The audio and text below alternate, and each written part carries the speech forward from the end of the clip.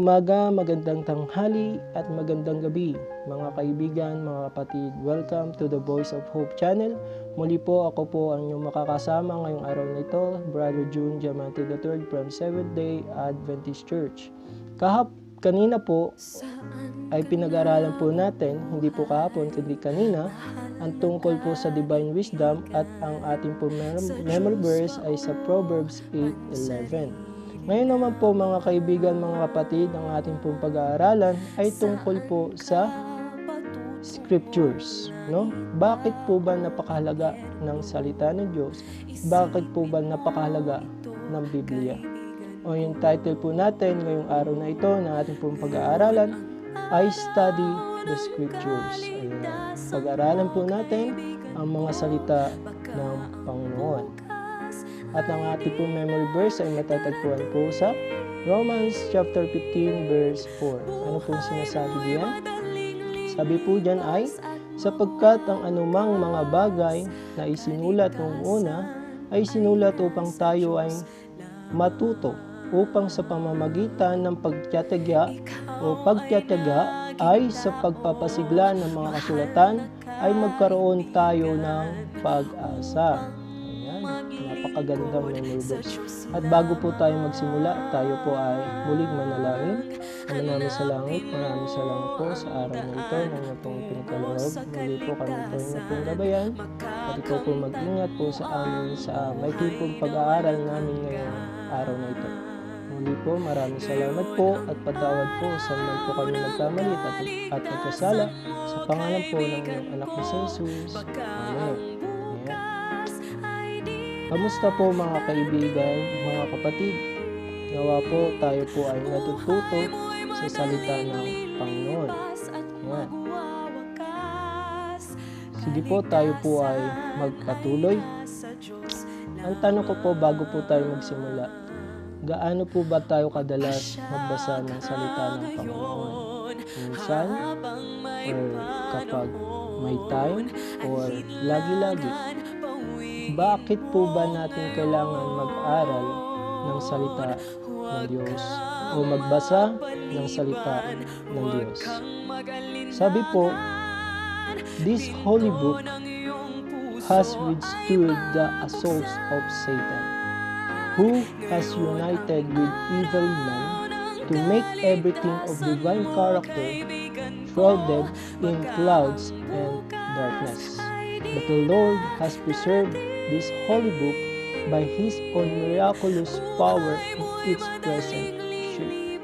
Ibig sabihin mga kapatid, ang banal na kasulatan, ito lamang po ang kailangan po natin malaman at ito po yung kailangan po natin basahin upang ang mga gawa ni Satanas ay hindi po magtagumpay. No? Bakit po? Dahil ang salita po ng Diyos ay makapangyarihan. Ito po yung ating kalasag, ito po yung ating espada para makalaban po sa gawa po ni Satanas. Ngayon, kung hindi po tayo nagbabasa ng salita ng Diyos, ibig sabihin, gusto po natin na si Satan ay gumawa po sa ating pong buhay. Pero kapag tayo po ay nagbabasa ng salita ng Panginoon, ano po mangyayari? Kaya po nating labanan ang gawa ni Satanas. Sa totoo lang po mga kaibigan, mga kapatid, gumagawa si Satanas upang meron po siyang makasama sa impyerno. At ang Panginoong Diyos ay gumagawa rin upang tayo po ay makasama pagdating ng panahon sa banal na lugar na Kanya pong inihanda sa atin. Wait lang po, meron pong langaw. Pasensya na po. Ayan, wala na. Next po, ano pong sabi dyan? A chart or guidebook of the human or to the human family to show them the way to heaven. Wow! Ibig sabihin mga kaibigan, mga kapatid, ang Biblia daw po ang magiging paraan po natin upang makapunta po tayo sa langit. Dahil ang salita po ng Diyos, nandito po yung guide. For example, bumili po kayo ng cellphone. Ngayon, hindi po kayo marunong gumamit. Pero nung binasa nyo po ang manual o yung direction na nandun sa loob ng manual, magiging marunong po kayo sa paggamit ng cellphone. Ganon din po, kung gusto po natin makapunta sa langit, kailangan po natin basahin ang salita ng Diyos. No? Kasi ito po yung manual natin dito sa lupa. Dahil marami pong mga tao o mga Kristiyano ang namatay, napugutan ng ulo dahil sa pagsusulat ng salita ng Diyos. Ngayon, ang tanong, bakit hindi natin binabasa? Alam niyo po, napakahirap gumawa ng salita o pagsusulat ng mga salita ng Diyos. Bakit? Buhay ang kapalit. Tapos ikaw, hindi mo pinapahalagaan ang Biblia. Pagkatapos sumamba o magsimba, tapon dito, tapon doon ang Biblia. Hindi natin pinapahalagahan. Di ba? Pero pagdating ng panahon, ang salita ng Diyos ang makakatulong sa atin at hanggang sa ating pong pang-araw-araw na buhay sa paglaban po sa mga gawa ni Satanas sa ating pong buhay, mga kaibigan, mga kapatid. Sabi po dito, this word is the guided book to the inhabitants of a fallen world. Fallen world, nagkasalang mundo. Ano po ba yun? Yung earth. Kasi itong earth na to ay makasalanan. Nung unang pumasok ang kasalanan, bakit po ba nagkaroon ng kasalanan? Nung hindi po sumuway ang ating mga ninuno na si Adan at Eva, kaya doon po pumasok ang kasalanan. Ano po sabi diyan? There never was a time when it was so important the followers of Christ should study the Bible as now. Deceptive influence are upon all sides, and it is essential that you counsel with Jesus, your best friends, or your best friend, for correction.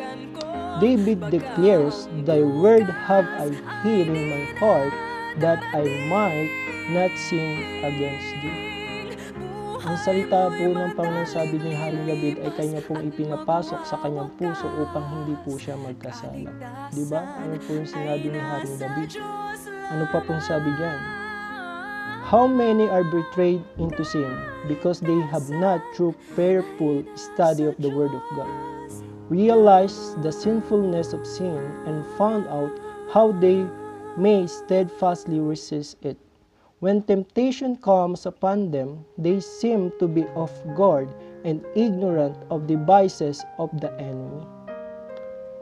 We are living in perilous times, and as we draw near the close of earth history, there will be no safety for those who do not become familiar with the Word of God.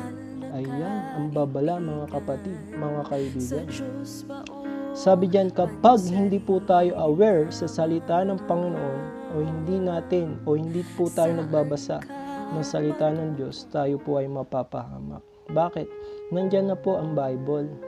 Buong mundo, pwede ka bumili ng Bible. Lalo na pag nalaman mo ang katotohanan, tapos hindi mo pinahalagahan sa iyong buhay. Talagang kapatid, kaibigan, delikado pagdating ng panahon. No? Kaya mga kaibigan, sabi pa po rito, the children of God have reached the most critical part of their pilgrimage, for the nets and pitfalls of the enemy are on every side. Ibig sabihin, kahit saan ka pumunta, nandun po yung kalaban. Ang kalaban po natin hindi laman, kundi espiritu. Espiritu na kung saan gumagawa po ng masama. Ito po si Satanas. Sila yung mga fallen angels na binaba po sa lupa. Kaya kahit sa loob ng simbahan ay nagkakaroon ng problema dahil may ginagamit ng mga tao, mga kapatiran sa loob ng iglesia. Kaya minsan ang ginagamit ay mga pastor, mga elders. Bakit? Kasi gagawa talaga si Satanas upang mapasama ang mga ito. Pero, marami po tayong mga kapatiran o mga kaibigan na talagang napakalalim sa salita ng Diyos, kaya wala po magawa si Satanas. No? Sabi pa po, obedience to God's word is our only safeguard against the evils that are sweeping the world to destruction. Ang gusto po ni Satanas ay masira ang mundo. Pero ang gusto ng Diyos, kahit sira ang mundo, gagawa pa rin ang Diyos upang tayo po ay mapasama sa kanyang banal na kalangitang. Kaya nawa po mga kaibigan, mga kapatid, nawa meron po tayong muling natutunan sa araw po na ito. At ito po ay ating gamitin sa ating buhay. Muli po tayo po ay manalangin. Ama namin sa langit, maraming salamat po muli sa araw na ito na inyo pong pinagkaloob sa amin. Upang manguna sa aming pagbuhay, dahil wala po kami nagagawa kung wala ka po sa amin. Muli tulungan niyo po kami na kami po ay magtagumpay sa aming pong buhay, Ama. At ikaw po ang manguna sa amin upang kami po ay magpatuloy sa aming pong tinanggap na pananampalataya. Muli, Ama namin sa langit, patawad man po sa man po kami nagkamali at agisan. Sa pangalan po ng iyong anak na si Jesus. Amen. Ayan mga kaibigan, maraming salamat po muli sa ating pong pagsama-sama ngayong araw na ito. At nawa po kayo po ay pagpalain ng ating Panginoon. Maraming salamat po at God bless po sa inyo lahat.